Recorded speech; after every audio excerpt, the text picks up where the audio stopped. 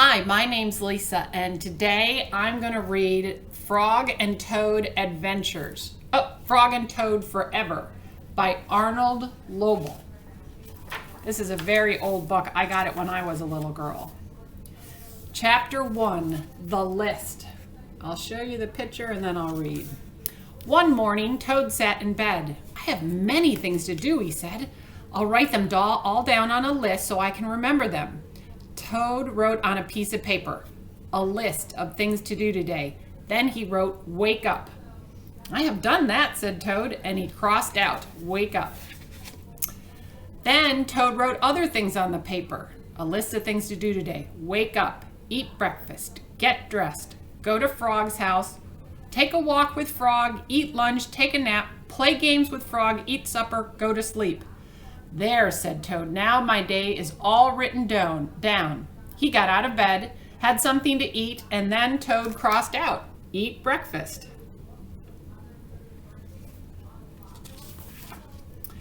Toad took his clothes out of the closet and put them on, and then he crossed out, get dressed. Toad put the list in his pocket, he opened the door and walked out into the morning. Soon Toad was at Frog's front door. He took the list from his pocket and he crossed out, go to Frog's house. So there he is walking out the door, and now he's at Frog's house updating his list. Toad knocked at the door. Hello, said Frog. Look at my list of things to do today, said Toad. Oh, said Frog, that is very nice. Toad said, my list tells me where we will go. My list tells me we will go for a walk. All right, said Frog, I'm ready.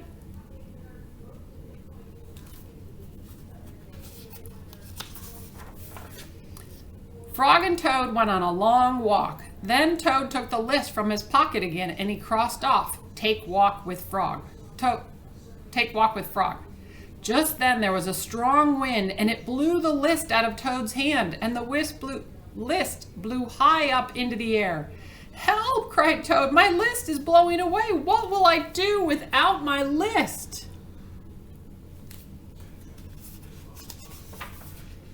Hurry, said Frog, we will run and catch it. No, shouted Toad, I cannot do that. Why not, asked Frog.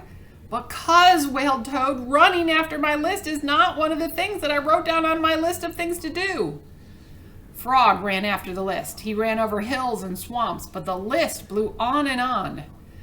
At last, Frog came back to Toad. I'm sorry, gasped Frog. I could not catch your list. Blah, said Toad.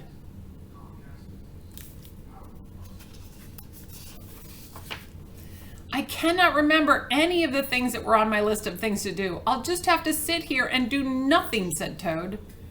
Toad sat and did nothing, and Frog sat with him. After a long time, Frog said, Toad, it's getting dark. We should be going to sleep now. Go to sleep, shouted Toad. That was the last thing on my list. Toad wrote on the ground with a stick, go to sleep. Then he crossed it out.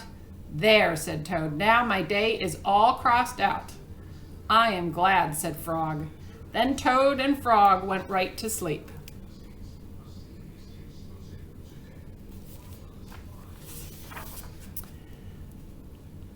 The garden. Frog was in his garden. Toad came walking by. What a fine garden you have, Frog. Yes, said Frog, it is very nice, but it was hard work. I wish I had a garden, said Toad. Here are some flower seeds. Plant them in the ground, said Frog, and soon you will have a garden. How soon? Asked Toad. Quite soon, said Frog.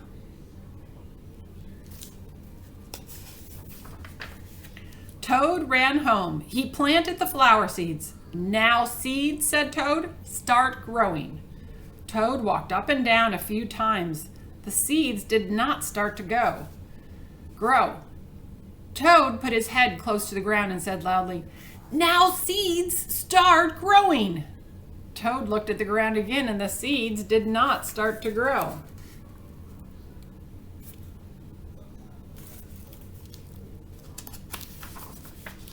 Toad put his head very close to the ground and shouted, now seeds start growing.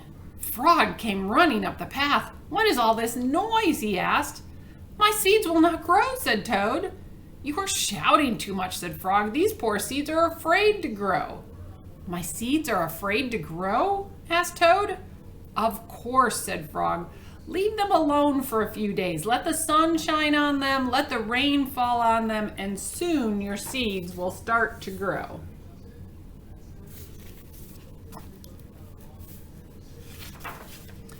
That night, Toad looked out his window. "Drat," said Toad, "my seeds have not started to grow. They must be afraid of the dark." Toad went out to the garden with some candles. "I will read the seeds a story," said Toad. "Then they will not be afraid." And Toad read a long story to his seeds.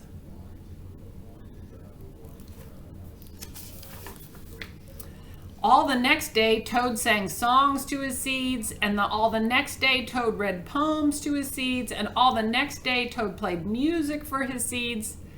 Toads looked at the ground, but the seeds did still not start to grow. "What shall I do?" cried Toad. "These must be the most frightened seeds in the whole world." Then Toad felt very tired, and he fell asleep. So there he's singing and reading poems and playing music. And now he's fallen asleep.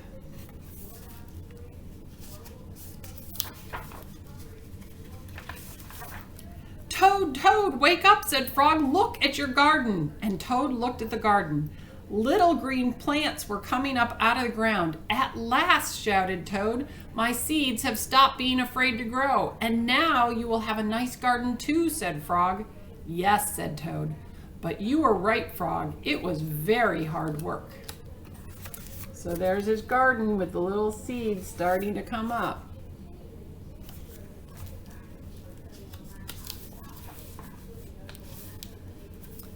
So I'm going to start there. I read 2 chapters of Frog and Toad Together by Arnold Lobel. I hope you enjoyed it. It's one of my favorite books.